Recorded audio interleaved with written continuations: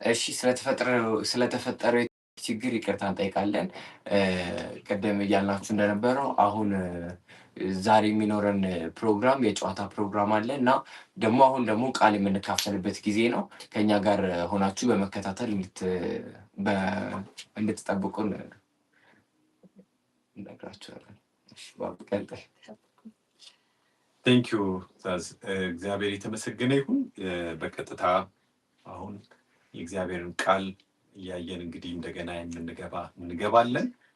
ዛሬ የምንነጋገረው ቅድም መጀመሪያ ላይ ስንገባ እንዳልነው በመዝሙር 127 ላይ ያለውን ስለ ቤተሰብ እሴት የተሰጠውን ሐሳብ በጠቢቡ ሰለሞን እግዚአብሔር በሰጠው ማስተዋል እግዚአብሔር በሰጠው ትልቅ የማስተዋል ልምዱ የተወልን ነገር ነው የምናየው እና ያው ጠቢቡ ሰለሞን ታውቃላችሁ አገር መርቷል። በጣም ብዙ ሀብትንም ደግሞ አካብቷል። ደግሞ በጣም በብዙ ጥበቡ ይታወቃል። ብዙ ጥበቦችን በማድረግ ይታወቃል እና ይሄ የትዳር ህይወት፣ የሀገር ህይወት፣ የኑሮ ህይወት ምን መምሰል እንዳለበት በጣም የታወቁ ሐሳቦችን ያስቀመጠበት ክፍል ነው እና ቃሉን አንብበን ብንጀምር በጣም ጥሩ ነው። መዝሙር 127 ላይ ምን ይላል? በጌታ በኢየሱስ ስም አነበዋለሁ። በእግዚአብሔር መታመን ይላል በአዲስ ትርጉም ላይ። በእግዚአብሔር ሰራተኞች በከንቱ ይደክማሉ፣ እግዚአብሔር ከተማን ካልጠበቀ ጠባቂ በከንቱ ይተጋል። የዕለት ጉርስን ለማግኘት በመጣጣር ማልዳችሁ መነሳታችሁ አምሽታችሁ መተኛታችሁ ከንቱ ነው። እርሱ ለሚወዳቸው እንቅልፍን ያድላልና። እነሆ ልጆች የእግዚአብሔር ስጦታዎች ናቸው፣ የማኅፀንን ፍሬ ከቸርነቱ የሚገኝ ነው። በወጣትነት የተገኙ ወንዶች ልጆች ጦረኛ እጅ እንዳለው ፍላጻ ናቸው። ኮረጆቹ በእነዚህ የተሞሉ የተባረከ ሰው ነው። ከጠላቶቻቸው ጋር በአደባባይ በሚሟገቱበት ጊዜ አይዋረዱም ይላል እና እነዚህን እውነታዎች በሁለት ነገር ከፍለን እናየዋለን። አንደኛው ቁጥር 1 እና ቁጥር 2 ላይ ነው። አሁን እንዳነበብነው ቁጥር 1 እና ቁጥር 2 ላይ እግዚአብሔር ቤትን ካልሰራ ሰራተኛ በከንቱ ይተጋል የሚለው ሐሳብ ነው። ቤትንና ደግሞ ሁለተኛ ደግሞ የሚያነሳው ምንድነው? እሱ አገርን ነው። አገርንም በሚሊተሪ እንደሚጠበቅ ይታወቃል። እግዚአብሔር ግን አገርን ማለት ካልጠበቀ የእሱ ጣልቃ ገብነት ከሌለበት ከንቱ ነው የሚለውን ሐሳብ ነው እና አገርንና ቤትን የሚያክል ነገር የሚያነሳበት ከንቱ የሆነውን እውነት የሚያስቀምጥበት ነገር እንደሆነ እናያለን። በተለይ በቁጥር 2 ላይ የዕለት ጉርስ ለማግኘት በመጣጣር ማልዳችሁ መነሳታችሁ ከንቱ ነው ይላል። ማለት ትጋትን እያነጻጸረ ግን የእግዚአብሔርን ጣልቃ ገብነት የሌለበት ትጋት የሌለበት ልፋት ከንቱ ነው እያለ ነው የሚናገረው። ግን ከቁጥር 3 ደግሞ ጀምረን ደግሞ በምንመለከትበት ጊዜ ስለ እሴቶቹ ይናገራል፣ ስለ በረከቶቹ ይናገራል፣ ስለሚያገኘን ቤተሰብ ወይንም ደግሞ ሀገር በእግዚአብሔር ሲባረክ ስለሚሆንለት ነገር ይናገራል። በጣም የሚገርም ነገር ነው። እግዚአብሔር ጣልቃ የገባበት ህይወት፣ ስለ እግዚአብሔር ያገኘው ህይወት ምን አይነት ነገሮች ሊከናወኑለት እንደሚችሉ ይናገራል። እግዚአብሔር ሰውን እንደሚሰጥ ማለት ልጆች የእግዚአብሔር ስጦታዎች ናቸው ይላል። እንደሚታወቀው ባዮሎጂካሊ ሰው እንዴት እንደሚመጣ እንዴት ፕሮሰስ እንደሚደረግ ይታወቃል። የታወቀ ነገር ነው። የታወቀውን ነገር ግን አንስቶ ምን ይላል? እግዚአብሔር ልጆች የእግዚአብሔር ስጦታዎች ናቸው። ለምን ቢባል እግዚአብሔር ካልሰጠ ሊሆን የሚችል ነገር አይደለም። ቀላል የሚመስል ነገር፣ በብዙ አቅጣጫ ሰዎች የሚያገኙት የሚመስል ነገር ሰው ሊያቀለው እንዳይገባ የእግዚአብሔርን ጣልቃ ገብነት ለማሳየት አንደኛ ልጆች የእግዚአብሔር ስጦታዎች ናቸው ይላል።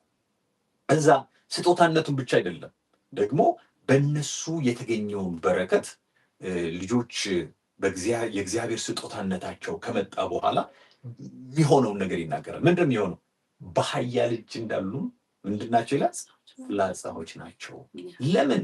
ፊውቸራቸውን ማለት ወደፊት ያለውን አቅማቸውን፣ የመግዛት አቅማቸውን፣ የማድረግ አቅማቸውን የሚገልጥበት መንገድ ነው። ይሄ ማለት በኃያል እጅ እንዳሉ ፍላጻዎች፣ ኃያል የጠነከረ የተሰራ ማንነት ያለው ሊያደርገው የሚችለውን ነገር ሀብቱ ማለት በጣበት ጊዜ ፍላጻ ካለ ምን ያደርጋል? በቀጥታ ያንን ያስቸገረውንና ያጠቃውን ነገር ሊያስወግድበት ይችላል። እና እነዚህ ስጦታዎች በኃያል እጅ እንዳሉ ፍላጻዎች ናቸው። የእግዚአብሔር ቃል በሌላ ክፍል ላይ ስጦታ በርን ትከፍትለታለች ይላል፣ መንገድን ወደ ንጉስም ታስገባዋለች ይላል። እና ትልልቅ ነገሮችን ለማግኘት እድል የሚሰጥበት አንደኛው ነገር እግዚአብሔር በሚሰጠው ስጦታ ነው። እግዚአብሔር ጣልቃ በሚገባበት መንገድ ነው። እንዲያውም ምን ይላል? ይሄ ፍላጻ ካለ ጠላቶቹን ያሸንፋል። እንዲያውም በአደባባይም በተቀመጠ ጊዜ ከጠላቶቹ ጋር ደግሞ ድል ይነሳል ይላል። ድል መንሳት ያለው እዛ ውስጥ ነው። እና ዋናውና ትልቁ ነገር እንግዲህ በእግዚአብሔር ስንታመንና የቤት ገንቢው የቤት እሴቱ የእግዚአብሔር መለኮታዊ ጣልቃ ገብነት እንደሆነ የሚናገርበትን ሀሳብ ነው የምናየው። እና በጥቅሉ እንግዲህ የእግዚአብሔርን ጣልቃ ገብነት ሰው ብቻውን ሲኖር ብዙ ነገር ሊያስብ ይችላል። ሰው የሚል ነገር ቴክኒካል የሆኑ ነገሮችን ብዙ ነገር ሊያደርግ ይችላል። የሰው ቀመር፣ የሰው ፍልስፍና ብዙ ምገባዎችን፣ ብዙ ተጽዕኖችን በማምጣት ስለ ሰው ብዙ ነገር ሊነገር ይችላል። ግን እዚህ ክፍል ላይ የመለኮትን ጣልቃ ገብነት ቫሊዩ እንድንሰጥ ያለ መለኮት የሚደረግ የትኛውም ስመጥር የሆነ ጥናት ሊሆን ይችላል፣ ፍልስፍና ሊሆን ይችላል፣ ከንቱ ነው በሚል ሀሳብ ነው የሚገልጸው። ከተማንም የሚያክል ሀገርንም የሚያክል ነገር ሊጠበቅ አይችልም። ደግሞ ቤትንም ነገር ደግሞ ሊሰራ ሊገነባ አይችልም የሚል ነው። እና የመለኮትን ጣልቃነት በትዳሩ ውስጥ ሊሆን ይችላል፣ በቤተሰብ ውስጥ ሊሆን ይችላል፣ አለን በምንለው ሴቶቻችንና የኑሮ ዘይቤዎቻችን ውስጥ ሊሆን ይችላል። እነዚህ ውስጥ ጣልቃ ሊገባ ይገባል ነው የሚለው። የሰውን ሕይወት ሙሉ የሚያደርገው የሰውን ሕይወት በጣም ደስተኛ የሚያደርገው ጣልቃ ሲገባ ነው? ራሱ መለኮት ሲገባ ነው የሚል ሀሳብ ነው ያለው። እና መለኮታዊ ጣልቃ ገብነት የሰው ልጆች ያስፈልጋቸዋል። እግዚአብሔር የተመሰገነ ይሁን። መለኮታዊ ጣልቃ ገብነት የሰው ልጆች ያስፈልጋቸዋል። አገኘውኝ ብለው፣ አወቅኩኝ ብለው፣ ተጠበቅኩኝ ብለው ወይም ደግሞ በተለያየ መንገድ አለኝ የሚሉትን ነገር ልንታመነው የሚገባ ማንን ነው የሚለው? ያለ እግዚአብሔር ነገር ምንድን ነው? ከንቱ ነው የሚለው። ስለዚህ ምናልባት አሁን አንዳንድ ጊዜ ሰዎች ዝም ብለው አይደለም የሚተጉት፣ በማለዳ የሚገሰግሱት ዝም ብለው ነው። የሚያጠኑት ተማሪዎች ትምህርታቸውን የሚያጠኑት ዝም ብለው ነው። በጣም ብዙ ትጋትን ያደርጋሉ አይደለ? ኑሮንም ለማቃናት ትልልቅም የሆኑ ለአቅመ አዳም የደረሱ ላባቸውን ጣብ አድርገው ብዙ ይፈጋሉ። በማለዳ ይገሰግሳሉ፣ ደግሞ አምሽተውም ይገባሉ እና ሌበር በቃ ብዙ ዋጋ ይከፍላሉ። እና ለወዳጆቹ የሚል ቃል ደግሞ ታገኛላችሁ እዛ ክፍል። እግዚአብሔር ለካ ጣልቃ ሲገባ ለወደዳቸው ደግሞ የሚሰጠው ጊፍት አለ። ለወዳጆቹ መልካም እንቅልፍን በሰጠ ጊዜ እናንተ የመከራ እንጀራ የምትበሉ ከተቀመጣችሁበት ተነሱ። እና መነሳት ያለብን ምን ለማድረግ ነው ብለን ስንጠይቅ እግዚአብሔርን ጣልቃ ለማስገባት በሕይወታችን ያለ እግዚአብሔር ነገር ሁሉ ከንቱ እንደሆነ በማወቅ ወዳጅነትን፣ መወዳጀትን ትልቅ ቫሊዩ ከማጋር መወዳጀትን ከአምላኩ ጋራ ከእግዚአብሔር ጋር መወዳጀትን እንደ ትልቅ ነገር እንድንቆጥር የሚያደርግን ነው። ስለዚህ አንዳንድ ሰዎች ሊጨነቁ ሲጀምሩ እግዚአብሔር ነው ጣልቃ ገብቶ ነገርን የሚያስተካክለው ማለት መቻል አለባቸው። የኑሮ ዘይቤያቸውን የሚያስተካክል የጥናት ሊሆን ይችላል፣ የተለያየ ፍለጋ ሊሆን ይችላል፣ በዚህ ምድር ላይ የሚያስፈልገን ነገር ሊሆን ይችላል። እኛ ስለተጋም ብቻ ሳይሆን እግዚአብሔር ጣልቃ ስለገባ ነው። በኑሮ አቅጣጫ ደግሞ ፊውቸሪታችንን በተመለከተ የሚያስፈልገንን ነገር ልንፈልግ እንችላለን። ቤቴን የሚሰራው ማን ነው? ትዳሬን የሚሰራው ማን ነው? ነገን በስራ አቅጣጫ ሊሆን ይችላል፣ በትዳር አቅጣጫ ሊሆን ይችላል። ቤቴ በማን ነው የሚሰራው? በራሱ በእግዚአብሔር ነው ብለው ሰዎች ማመን አለባቸው፣ ማወቅ አለባቸው እና የእግዚአብሔርን ሉዓላዊነት የእግዚአብሔርን ሶቨሪን የሆነ ማንነት በጣም ቫሊዩ መስጠት እንዳለብን የሚናገር ክፍል ነው ማለት ነው። እግዚአብሔር አምላካችን የተባረከ ይሁን። በእውነት ይህንን ነገር እንግዲህ ቤትን የሚሰራ እግዚአብሔር እንደሆነ በመረዳት ያለ እርሱ ያለ እግዚአብሔር በጭንቀት ህይወታችን እንዳይሞላ ይህንን እውነት ሰላማዊ የሆነ ህይወት በመረጋጋት መምራት እንዳለብን እግዚአብሔር ደግሞ ጣልቃ ካልገባ ሁሉም ነገር ከንቱ እንደሆነ ማወቅን እና እግዚአብሔር ስራችንን እንዲሰራ መፍቀድን ማድረግ መቻል እንዳለብን እንረዳለን። አድማጮቻችን እንግዲህ በተለያየ ሁኔታ ውስጥ ያላችሁ ልትጨነቁ የጀመራችሁ በማለዳ እየገሰገሳችሁ ያላችሁ አምሽታችሁ እየገባችሁ ያላችሁ ተረጋግጣችሁ ደግሞ ጣልቃ ያልገባበትን አቅጣጫ አንተ ጣልቃ ግባ እንድትሉና እንድትረጋጉ በመጀመሪያ ሰላማችሁን እንድታረጋጉ የእግዚአብሔር ቃል ይናገራል። ሁለተኛ ደግሞ ስራችሁን ሊሆን ይችላል፣ ኑሯችሁን ሊሆን ይችላል ለእግዚአብሔር ዴዲኬት ማድረግ። በቃ እግዚአብሔር ራሱ ቤትን ካልሰራ ስለሚል እግዚአብሔር ቤትን ይሰራልና እግዚአብሔር ለሚሰራው ለታመነው እጆቹ ለእርሱ ቀላል ነው እና ይህንን ነገር አሳልፎ መስጠት የዛን ጊዜ ሰላማችን ይበዛል። እግዚአብሔር ይመስገን። አጭር ጸሎት እንጸልይ። በዚህም ቀጥታ ስርጭት ላይ ለሚከታተሉ ሁሉ እኔ በጌታ በኢየሱስ ክርስቶስ ስም እጸልያለሁ። በተለያየ ጭንቀት ውስጥ ላሉ፣ በተለያየ ችግር ውስጥ ላሉ፣ ነጋቸው እያስጨነቃቸው ያለ በተለይ እንዴት ነው የኔ ነገር ለሚሉ፣ በመከራ ውስጥ ላሉ፣ በተለያየ ሁኔታ ውስጥ ላሉ በጌታ በኢየሱስ ክርስቶስ ስም እግዚአብሔር አባቶ ይህንን እውነት ከዘመናት በፊት ይህንን ጥበበኛ ሰው አስነስተህ እንደተነገረ በእስራኤል ይዘመር እንደነበረ ቤትን ለመስራት በጀመሩ ጊዜ ታድሶን ለማድረግ በጀመሩ ጊዜ መመለስን ማድረግ በጀመሩ ጊዜ ይህንን ዝማሬ ያወጡና ያወርዱ እንደነበረ ይዘምሩ እንደነበረ በጌታ በኢየሱስም ዛሬ ጸልያለሁ። ይህንን በሚከታተሉ ላይ ሁሉ በቤታቸው ዝማሬ ይሁን፣ በቤታቸው ዜማ ይሁን። እግዚአብሔር ቤትን ካልሰራ ሰራተኛ በከንቱ ይተጋል የሚለውን ዲክላሬሽን ያውጡ። ጌታ ሆይ በእግዚአብሔር ከተማን ካልጠበቀ ጠባቂ በከንቱ ይተጋል እያሉ ይዘምሩ። በማለዳ መገስገሳችን ከንቱ እንዳይሆን ይህንን እናስባለን፣ ይህንን እናውቃለን ይበሉ። አቤቱ ጌታ ሆይ ደግሞ በተለያየ ውስጥ ያሉትን ዛሬ እንድታስባቸው በዚህ የእውነት ቃል እንድትጎበኛቸው ይህንን ለሰጠን ስምህ ይባረክ። ከፍ ከፍ እናደርግሃለን። በዚህ ቤት ስላደረክልን ዝማሬ ዛሬ እንድናመልክህ እንድንዘምር ቤታችንን ለአምልኮ እንድንቀድስ ነፍሳችንን በፊት እንድናፈስ ስለሰጠን መልካም ጊዜ ስምህ የተባረከ ይሁን። ስምህን ከፍ ከፍ እናደርጋለን። ተርፎ ያለው ጊዜያችንን ባርክልን በጌታ በኢየሱስ ክርስቶስ ስም አሜን። እሺ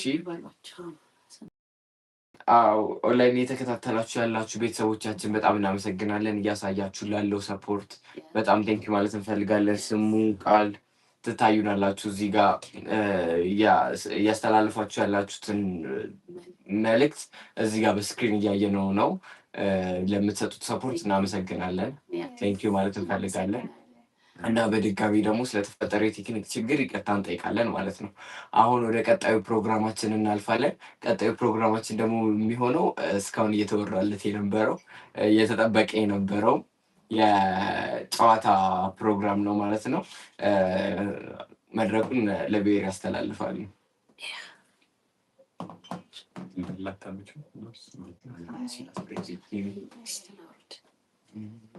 እሺ እንደ መሮችን ከየፊት ለፊታችን እያስቀመጥን እንገኛለን። ስለዚህ ጨዋታው የሚሆነው እንዴት ነው? እዚህ ጋራ አንድ እንትን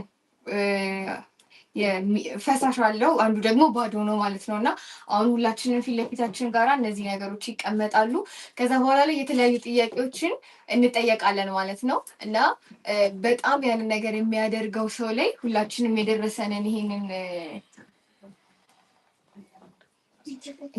እናፍሳለን ማለት ነው። እስከ መጨረሻው የጨዋታችን ጊዜ ድረስ እንድትከታተሉ ነው። ማን በጣም ምን የሆነው ማነው ብዙ ባህሪያቶችን ደግሞ እኛ እርስ በርስ ደግሞ የምንተዋወቀውን ይሄን ባህሪ የሚያደርገው እሱ ነው ብለን የምንልበት ባህሪያችንን የምናሳይበት የምናሳውቅበት የጌም አይነት ነው ማለት ነው። ስለዚህ እንድትከታተሉን እንላለን ማለት ነው። ጨዋታችንን እንጀምራለን። ስለዚህ ይሄ ሁላችንም የያዝነው አለ። ስለዚህ ያንን የሆነ ሰው ላይ ጠብ ጠብ ማድረግ ነው ማለት ነው። በጣም ብዙ ከሆነ ደግሞ ጥያቄውን ስንጠየቅ ጥያቄው እየተሰማችሁ ከሆነ ደግሞ እንድትነግሩ። ካልተሰማ ትነግሩናላችሁ። አዎ ካልተሰማ ትነግሩናላችሁ። በዛውም ደግሞ እኛ ይሄንን ጨዋታ በምንጫወትበት ጊዜ እናንተ በቤቶቹ ሆናችሁ ያ ነገር ደግሞ ማን በጣም እንደሆነ እንድታስቡ ደግሞ ከቻላችሁ ይሄማ እኛ ቤት እሱ ነው ብላችሁ ደግሞ በኮሜንት ልትጽፉልን ትችላላችሁ። በእኛ ቤት ደግሞ የሆነው በዚህ ደግሞ የምናሳያችሁ ይሆናል ማለት ነው። እሺ የተባለውን የሚረሳ ማን ነው? የተባለውን የሚረሳ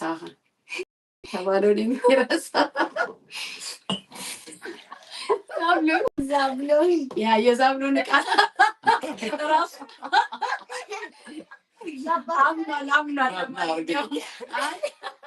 አይ አይደለም ባባ አላመነበትም።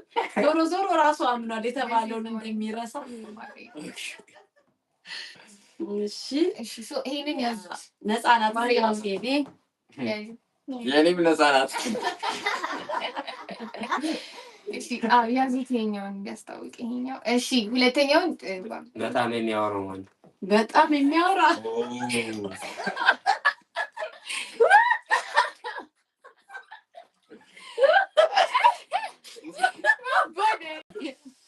በጣም የሚያወራ በጣም ቶሎ የሚናደደው ማለት ቶሎ የሚናደድ ማማ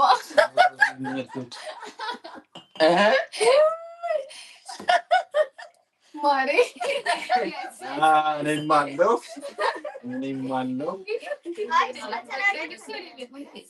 ሁሉም ላይ ነው እንደምታደርገው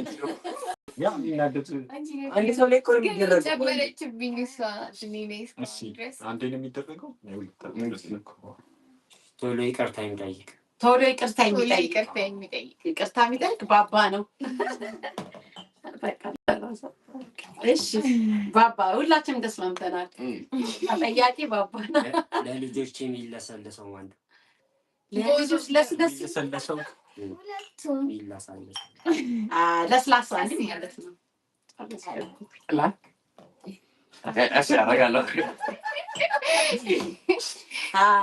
ለስላሳ ነው የሚሆነው አይደል? መዝሙር የሚወደው ማለት መዝሙር የሚወድ ዘማሪዋ የቤታችን። እሺ ቤሪ በጣም ዘማሪ ናት። ያው ወደዛ መዝሙር የሚወድ እናንተ ቤት ማን ነው የሚወድ? እስቲ መዝሙር የሚወድ ኮንት ታስኩኝ እኮ ነው። እሺ ስልኩ እስከሚዘጋ የሚጠቀም ስልኩ እስከሚዘጋ ድረስ የሚጠቀም ስልኩ እስከሚዘጋ ድረስ የሚጠቀም ባባና ቤሪ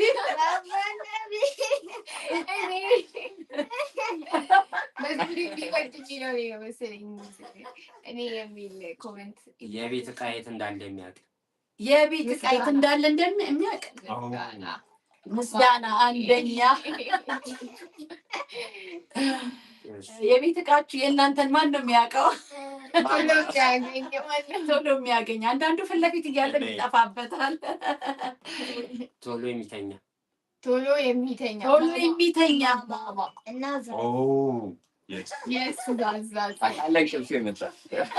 ራሱ ቅልፎ ለባሱ የጨመርለት። እሺ ቀጣይ ማለዳ ከእንቅልፍ የሚነሳ እኔና ምስጋና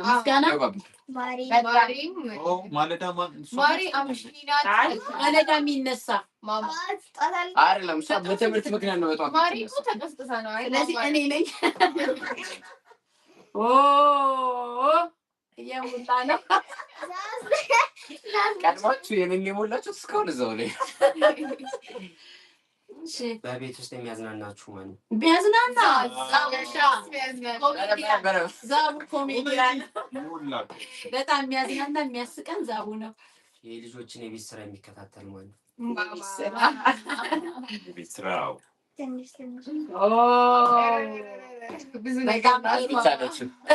ልጆች ችግር ሲገጥማቸው ቶሎ የሚያውቅ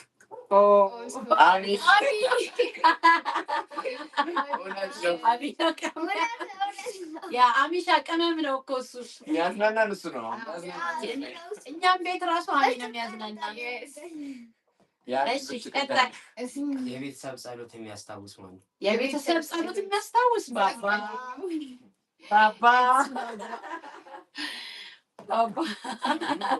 የያዛችሁት እንዳለ ቤቢ ላልኩት ያው ምንድን ነው ማንሳት የሚሉት ፎቶ ማንሳት የሚወዳ ፎቶ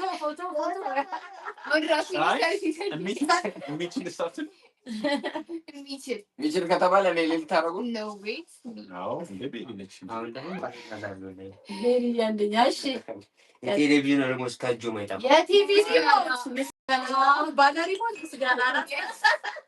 ከእጇ ላይ እራሷ ማምና ራሷ ላይ እያደረገች ነው። እናንተ ቤት ማን ጋር ነው ሪሞቱ? 5 ደቂቃ ብቻ ብሎ 30 ደቂቃ የሚወስድ 5 ደቂቃ ብሎ 30 ደቂቃ የሚያወራ የሚወስድ 5 ደቂቃ ብሎ 30 ደቂቃ የሚወስድ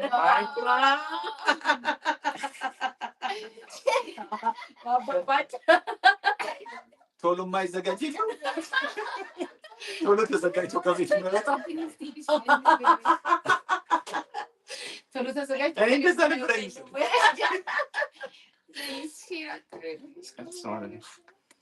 ከዚህ ላይ እንቀንስ። ጨረስክ? አለ ከዚሁ ላይ እንቀንስ ነው ወይ? በቃ ለማንኛውም ያው አብዛኛው እኔ ነኝ በጣም ብዙ። እሺ ቀጣይ እሺ ያዙ በእጃችሁ ላይ ምግብ እየተበላ በጣም የሚያወራ ምግብ እየተበላ በጣም የሚያወራ ማሪ ኤቭሪዌር አውሪናስ ለማለት ሁሉም ፈርዳኝ ነች።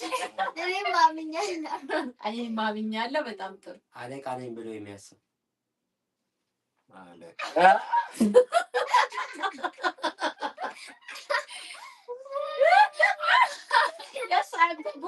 ማሰብ ብቻ አይደለም ነኝ።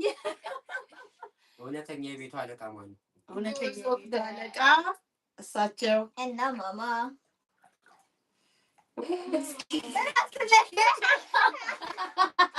እውነተኛ የቤቱ አለቃ ራሱ ላይ ያደረጋል።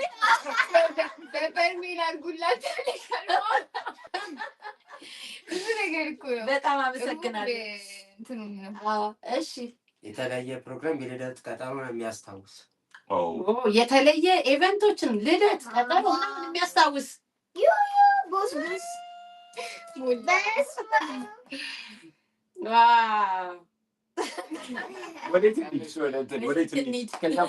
ምግብ መስራት ደስ የሚለው ምግብ መስራት በጣም የሚወድ የሚጣፍጥ ምግብ ባለሙያ የሚጣፍጥ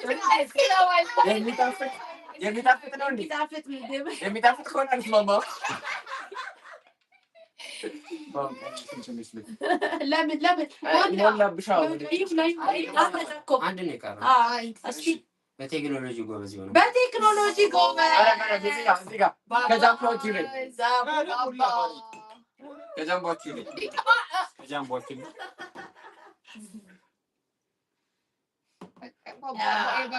እኔ ዛዝ ላይ ነበረ።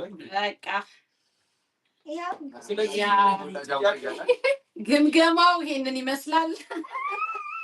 አንዳንዴ የራሳችንን ማናቅባቸው ልታዎች አሉ። ያው የሚያዩን ሰዎች ናቸው የሚያውቁት። አንዳንዱ እንግዲህ ነኝ ብዬ ያላሰብኩትን ነሽቃችሁኛል። አመሰግናለሁ።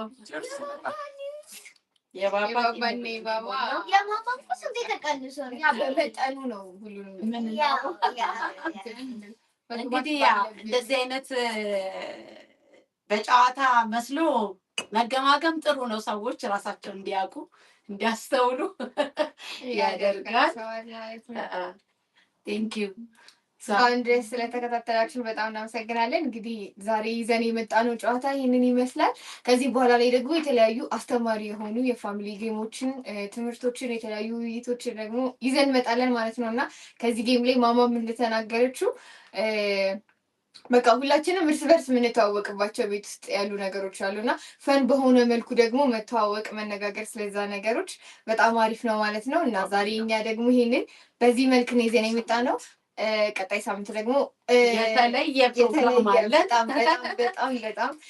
በጣም ብዙ ሰዎች እየተናገራችሁ ጓግታችሁ ልጠብቁት የሚገባ ፕሮግራም ነው ማለት ነው የቀጣዩ ሳምንት ፕሮግራማችን።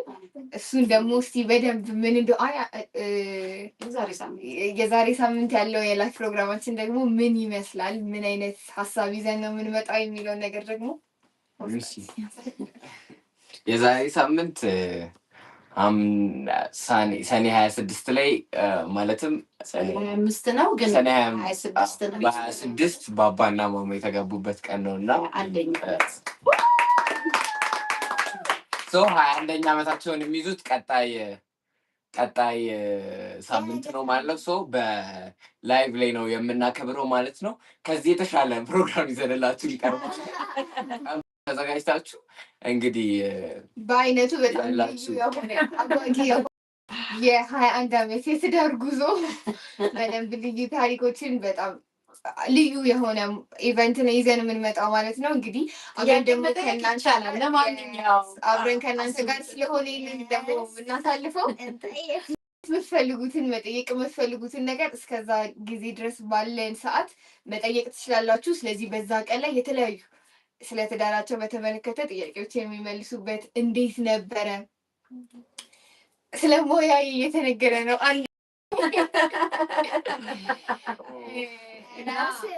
እና እንዴት ነበር የሚሉትን ነገሮች ስለ ትዳራቸው፣ እንዴት ነበር የተገናኙት፣ እንዴት ነበር የሰርጋቸው ጊዜ፣ የተለያዩ በዛን ጊዜ ከ21 ዓመት በፊት ተመልሰን ከዛ ደግሞ መሀል ላይ ከዛ ደግሞ እስከዚህ ሰዓት ድረስ ያሉትን የተለያዩ ነገሮች የምናነሳበት ነው። ስለዚህ በጣም አጓጊ የሆነ አስተማሪ የሆነ ፕሮግራም በቀጣይ ሳምንታችን ላይ ይዘን እንገኛለን ማለት ነው። ለሰዎች ሼር እያደረጋችሁ እናንተም ደግሞ በጣም በልዩ መዘጋጀት እንድትጠብቁ እንላለን። እንደተባለው ነው እንግዲህ 21 ዓመት ቀላል አይደለም። ብዙ ውጣ ውረዶችን አይተናል። እግዚአብሔር ረድቶናል። አዝነን እናውቃለን፣ በጣም ተደስተን እናውቃለን። ብዙ አይነት የህይወት ገጠመኞች አሉን። እኛም እንግዲህ ይጠቅማል ብለን የምንለውን አስበን ተዘጋጅተን እንመጣለን። ከእናንተም ድንገተኛ ጥያቄዎች ከመጡ እንግዲህ እንመልሳለን ማለት ነው። አብረን እግዚአብሔርን እንድናመልክ ቀድመን እየጋበዝናችሁ ነው። ሌሎች ሰዎችንም ኢንቫይት እንድታደርጉ በዚህ አጋጣሚ መናገር እንፈልጋለን። በጣም በዚህ እንቅልፍ በሚተኛበት ሰዓት ድካም አለ። የቀን ውሎ ብዙ ነገሮች ይኖራሉ። ከኛ ጋር ረጅም ሰዓት ቁጭ ብላችሁ በመሀል ተቋርጦብን ነበረ። ያንንም ታግሳችሁ አብራችሁን ያላችሁ እግዚአብሔር ዘመናችሁን ይባርክ። ወዳጅነታችሁን አሳይታችሁናል፣ እናመሰግናለን። እግዚአብሔር ይባርካችሁ አብዝቶ እናመሰግናለን። ተባረኩ። እኛ እናመልካለን። ያው እናንተ አብሮን የሚቆይ ይቆያል፣ የሚተኛ ደግሞ ይተኛል ማለት ነው። በጣም እንወዳችኋለን። በእውነት የእውነት ወዳጆቻችን ናችሁ። እያየናችሁ ያላችሁ ተባረኩልን። በጣም ቃል ስመኝ ኤፋቻችሁ ምናልባት የረሳሁት ካለ በጣም ይቅርታ፣ ግን እስካሁን አብራችሁን ያላችሁ ተባረኩልን።